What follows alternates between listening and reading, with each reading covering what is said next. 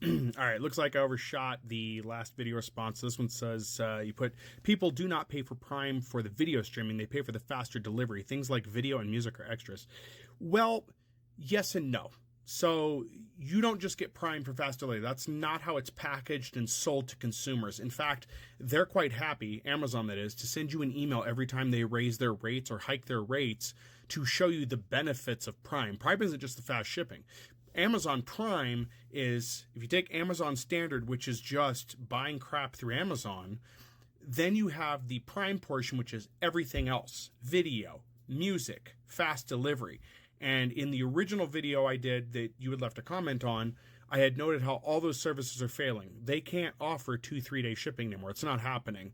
And having to have ads in the video is ridiculous when it's considered one of the benefits. If you bought a car and they said it came with the radio, and then 2 years later they said, sorry, you can't use the radio unless you pay us $3 more per month, you'd be pissed. Now, some people are going to be like, take it on the chin and just be like, whatever. But the problem is with every service we use nowadays, we're cheated in some shape or fashion. That's the issue here, is that we're being told you get all these great things and then they rip it away from you, but still expect you to pay more. That's kind of ridiculous. And this is an ongoing trend, and this is why people need to be more upset or be more involved in what's going on, because just letting these things happen like so many people do is not making the situation any better.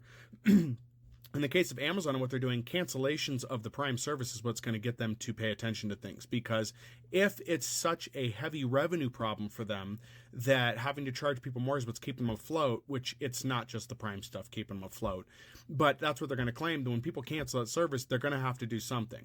And I don't know, how many people it's going to take for that, but the service is not worth it anymore. And it's not, I would say it's not even opinion at this point. If you look at it from a purely financial aspect, you're paying more to get less each year.